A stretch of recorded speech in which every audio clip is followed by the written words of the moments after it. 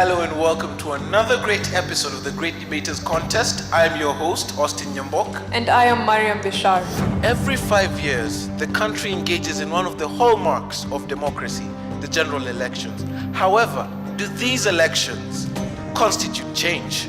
So we have the gentlemen from Statehe boys in their trademark red, blue and black, and their very formidable opponents from Aquinas High.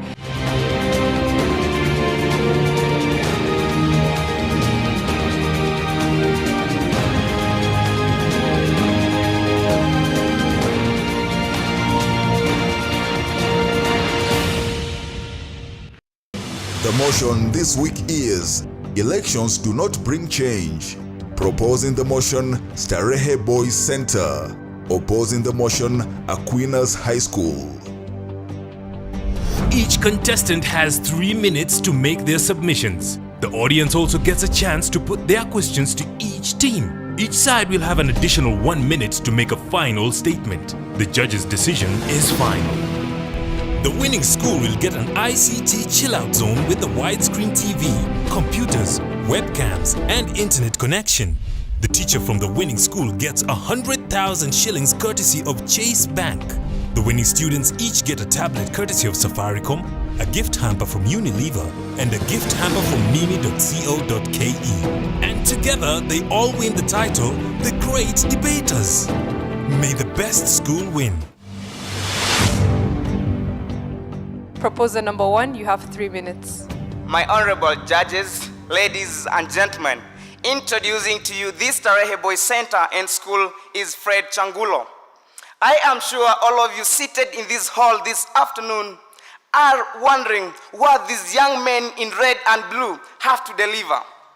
Indeed, we come here not for any other reason, but for that very important task that we have been given to strongly oppose the motion of today that states, elections do not bring change. Every time the citizens go to that ballot, every time you wake up that early morning to go and make a choice to have a leader, you have some expectations in your mind. You have something in mind that you want to achieve. You are expecting that the leader you'll bring in position is coming to bring changes in terms of infrastructure, in terms of medical, in terms of our education system. Has actually this come to be a reality? Okay, maybe just before I go on, I should ask a question. Anyone who understands the meaning of the word elections? I see none of you is ready to tell me. Elections is a formal process where the citizens choose the leaders of their own choice. It is indeed a process where you accept or reject a political proposition by voting. I want to say this, that most of these elections that we have taken since our country attained independence, and many other countries that have been carrying on the elections since their independence, we have always encountered what we call division. Division in terms of races, division in terms of our tribes, division in terms of our tribes. This we have experienced. Ladies and gentlemen, a country which is divided, a country which does not have unity. Do you want to tell me that we are going to get that change that we want? Are you going to tell me that we are going to find those people building our roads? Do you want to tell me that we shall see those people building hospitals? Indeed, that I reject, and I strongly reject. The electoral bodies that we have always entrusted the task of organizing for these elections, they have always let us down. They have always been a source of, getting fights here and there. I would like to ask you a question. If you are a Kenyan citizen, how many election petitions have we seen? And how many have been able to go through? That is a question you need to ask yourself and actually tell me whether these elections that you are talking about are going to bring any change. I leave you to think. Thank you.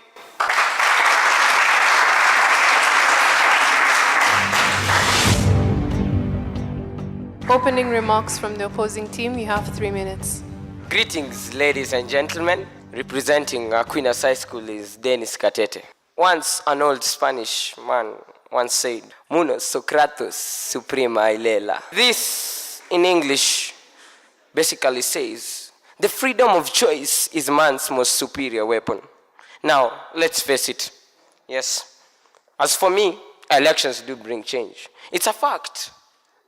We have to face it, whether you like it or not. Now, election.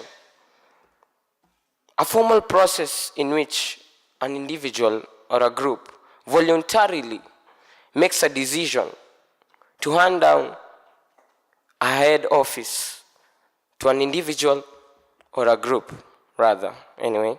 Yes, and change, deviation from normal. It can be positive or negative.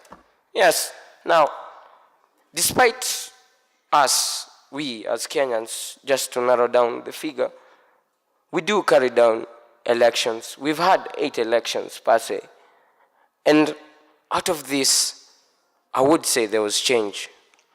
8 elections. Yes, they do bring fights. They do bring divisions. But just as Martin Luther King once said, to have something you've never had, be like a poster stamp. Stick till you get there. So, elections usher in new leaders. A new crop of leaders. Leaders of our own choice. Leaders whom we prefer. Leaders whom we believe that will give us what we expect. That they will narrow down our interests and voice them. You see, when I was 5 years old, there was this game we used to play, Bano. Anyone, just to quote it, who knows Bano? Anyone? Yeah. Yes.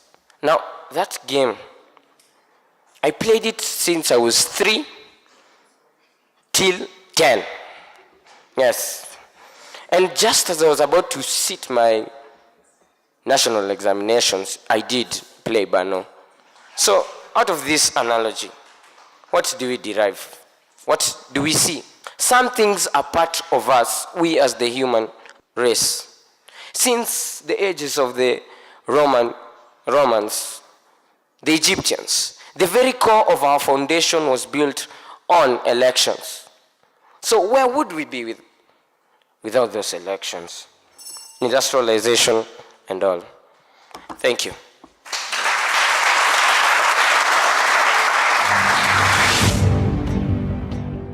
Time now for rebuttals. From the proposing side, you have 3 minutes. Very much grieved by the very insensitive opposers on my right side. Ladies and gentlemen, when you say that there's a freedom of choice, there's a freedom of choice, yes, but how informed is this choice? How informed is this choice that we are making? Are we making a choice just because you have to make a choice, or we're making a choice because it's the right choice you're supposed to make?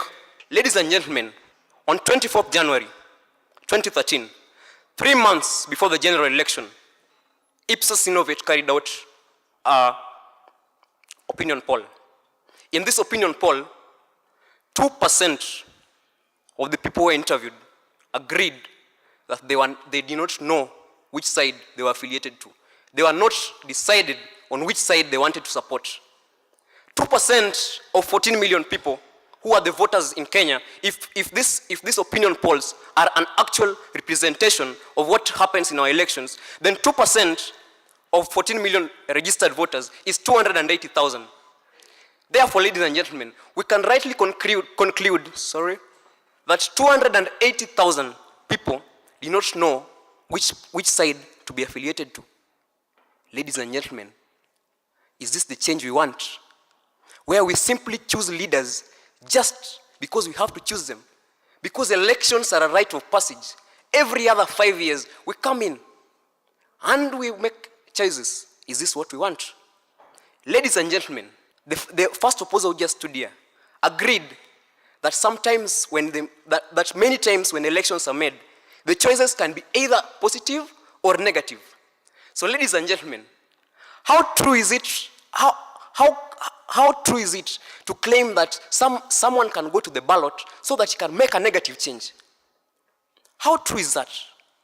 Ladies and gentlemen, I don't agree with that. And if that is the change, if that is the change that we want for our country, then ladies and gentlemen, we are bedeviling our country, and terribly. Ladies and gentlemen, our elections simply recycle the old leaders. All they do is a simple play with our psychology. The other time, they came with a canoe. This time, the other time, their political symbol was a canoe. A canoe, that is. This time, it is a canoe and a paddle. Therefore, what is the message behind what they are bringing across? That the other time, when they came with their canoe, their moves came a little bit slowly. But this time, they have come with their canoe and their paddle. Therefore, they'll move faster. Is that what we really require? No, ladies and gentlemen. The problems that we had initially were ignorance, poverty, and hunger when we started this country. Unfortunately, ladies and gentlemen, right now, we have corruption, insecurity, and tribalism to add to. Is that what we really want for our country? That is negative change. Thank you, ladies and gentlemen.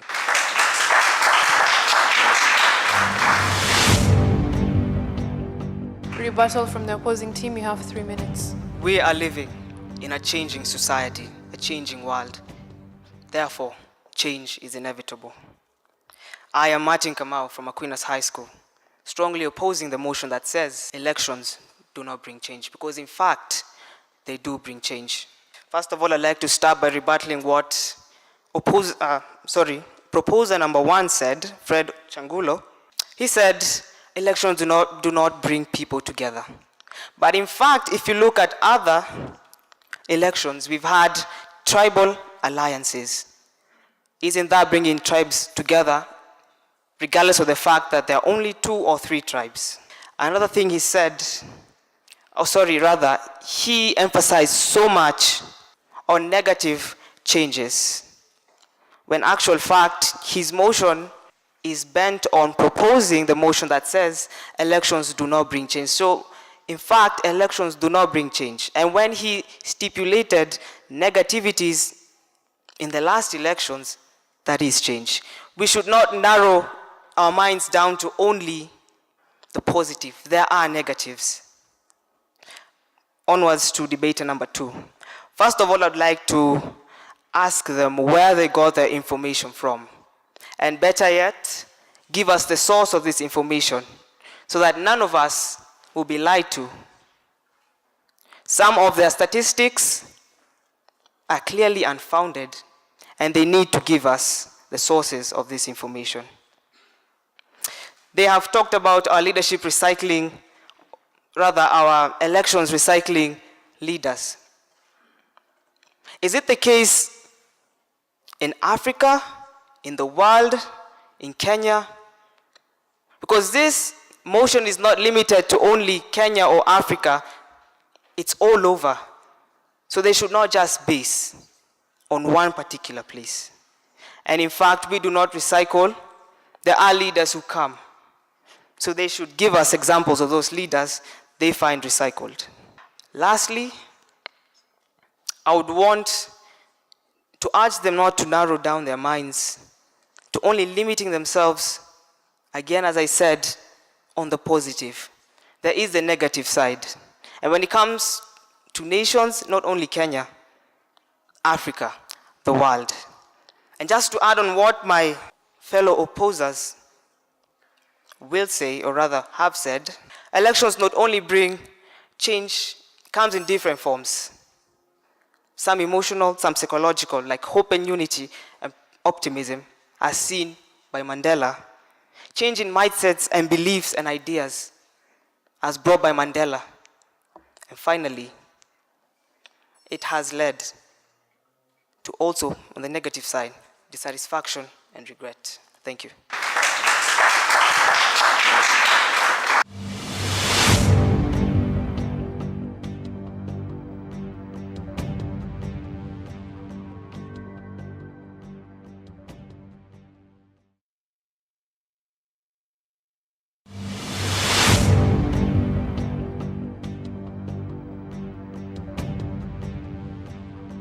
Let us have 2 questions for the proposers, please. My name is Zaki Theka from Y Forces Academy, and mine is to the proposers.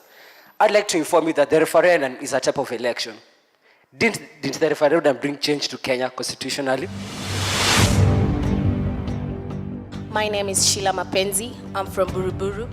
I would like to ask to the proposers, what other method will bring change to Kenya other than elections? Question for the opposers. I'm Frank from MFA, and I have a question for the first opposer. From the history that we know, from the history that we learn in school, we know very well that Egypt and Rome, which you gave us an example. For instance, Rome was ruled like by the nobility. I can give you an example of Emperor Nero, Augustus, and all those emperors. Egypt was ruled by pharaohs, where it was hereditary. Then you gave an example of it as where people used elections. So are you trying to deceive all these people, taking them to be fools or something? I'm Joyce from Uruma Girls. I'd like to ask the opposers, how does elections bring changes in a country when the country still suffers terrorism, people are suffering, people are dying? So can you explain? May we have the third proposer to take the stage. My distinguished audience, ladies and gentlemen, I salute you. Indeed, today you are very privileged to listen to a world changer called Movin Omondi Achieng from the Statehe Boys Center and School. The motion is, elections do not bring change. That is the motion that I strongly stand and sit to propose. But first, I would like to answer the questions that have been brought to our side by our friendly audience. Let's look about the question about whether the passing of the new constitution brought change to this our beloved country we call Kenya. Yes, it did. But what is the change? Negative. Is that what you want to vote so that you get negative change? No, I believe it's not that. For instance, we have the Senate and National Assembly wrangles every day. These two houses do not even agree at the smallest height of their roles. We also have, you've had the offices that have been created under this new constitution as training on our economy. Governors, senators, MPs, what are these people all for? This is not the change we need. The impeachment of governors. Day in, day out, you hear Governor Wambura is impeached. This is a change that came because of the constitution. That is a negative change, which I believe none of you here can go to the ballot to invite such a change. Ladies and gentlemen, I'll go straight to my first point. Dictatorship of the masses. This is a system whereby the majority rule over the minority. For instance, just in Kenya, we have the rule that states a president can only win the ballots if he garners 50% plus 1 vote. My question is, why is the 50% minus 1 vote? Are they not Kenyans? Or rather, the 49%, are they not Kenyans? Don't they have a voice? Ladies and gentlemen, we've had the lack of information by many of our people. Indeed, it's true and a fact to say that many people in Kenya, they are informationless. Therefore, they just make the choice due to some given reasons, like economical reasons. They are hoodwinked and they vote blindly. Therefore, this is not change. This is just instead, we are going back. Then we have election. It's an expensive process. Take about the BVR kits. Just at the initial stages of Kenyan election, the country had spent 14 billion Kenyan shilling. That is money, by the way. Then we have the 6 billion that had been created to conduct the rerun elections. If I'm not wrong, that money now has been used for funding women, youth, and even those people who are the disabled. This is a clear indication that if we curb elections, then we will have an economic world. Then a person asked the methods we are used to replace elections. We have technocracy. We appoint professionals to rule our economy. Thank you.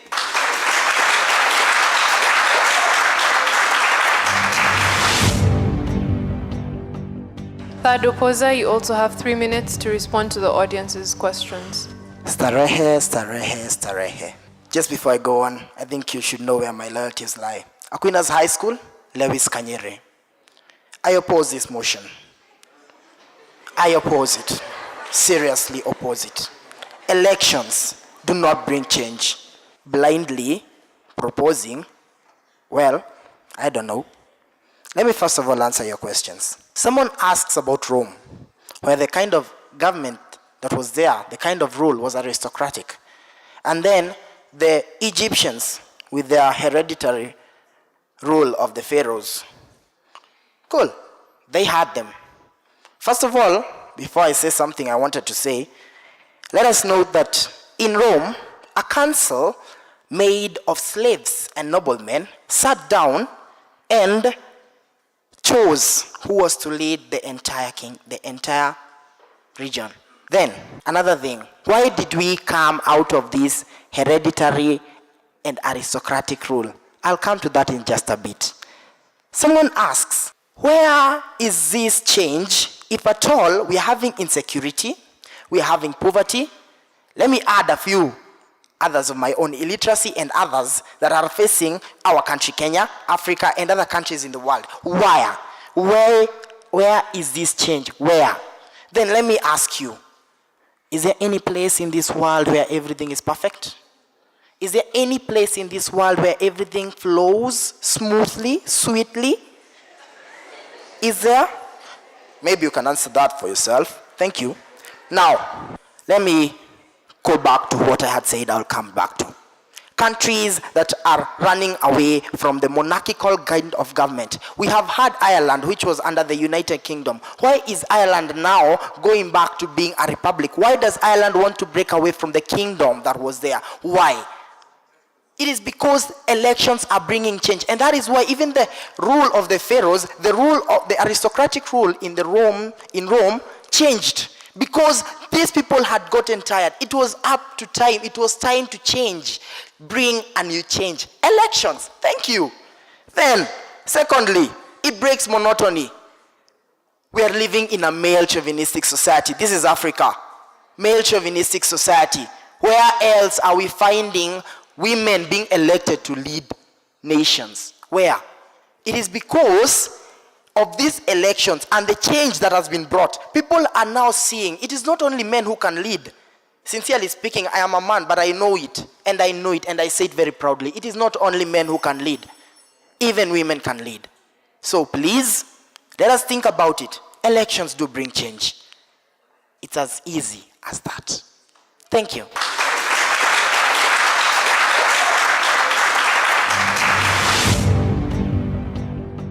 Closing remarks from the proposing side. You have a minute. Ladies and gentlemen, we, the gentlemen in red and blue, refuse to be idiots. We refuse to be stupid. I hope we are discussing our lives. We are discussing our future. How many times have you had these old men sitting in our National Assembly, sitting in our Senate, saying that we are the leaders of tomorrow? We are the leaders of tomorrow simply because we cannot go and talk to those, the Kenyans to vote for us because we are not able to. They are the people with money who are coming to convince the Kenyans to vote for them. Not because they are good leaders, because they have money. And you understand that our country, the largest population is made up of poor people. People who are voting because of their stomachs. They simply want to feed their stomachs. So, ladies and gentlemen, I warn you, I forbid you. Let us go back to technocracy, where we shall vet our leaders. Let us go back to the monarchy, where we shall prepare our leaders just from their childhood. Thank you, ladies and gentlemen.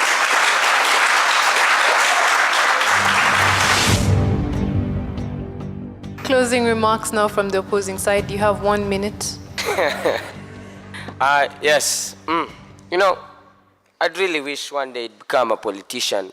I'd know the importance of elections. So, kazi endele, if I am to say. Now, someone once said that practice does not make perfect, nor is it supposed to. Practice is really about making time to repatch and correct our mistakes. Yes, they have said that elections do not bring change. Do not. Yeah. It's very traumatizing. I, being asthmatic, I'm really hoping I don't fall there just because of that statement right now. So, now, elections don't bring change. You know, back then, I used to walk from Kayole to Westlands. But look at me now. My fare is worth 10 shillings. You tell me, will you keep on walking?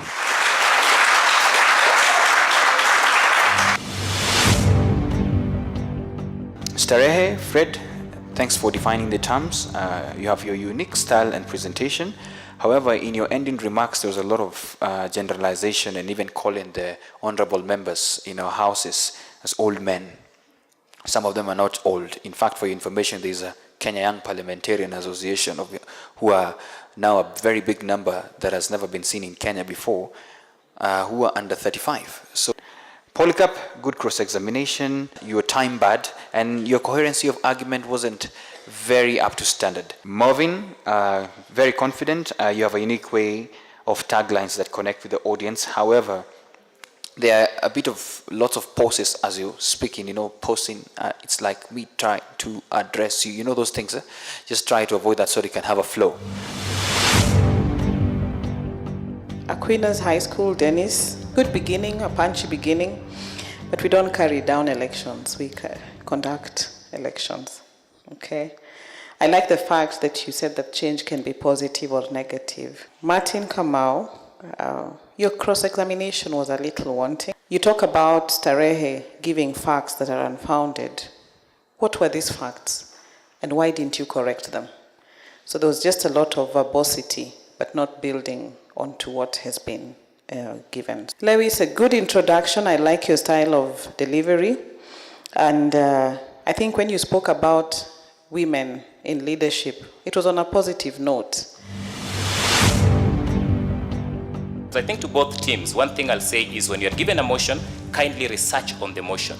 It's very important. You cannot prove a point using theories. You can only prove a point by being factual. So next time, kindly be factual. Statehe Boys Center achieved 67.7%. Give them a round of applause, please. Aquinas High School achieved 65.7%. Give them a round of applause. And therefore, our winners for the debate are Statehe Boys Center.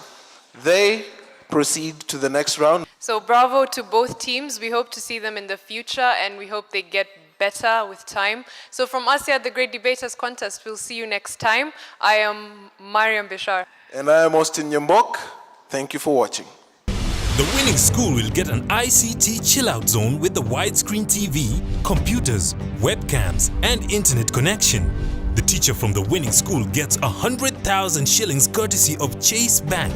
The winning students each get a tablet courtesy of Safaricom, a gift hamper from Unilever, and a gift hamper from mimi.co.ke.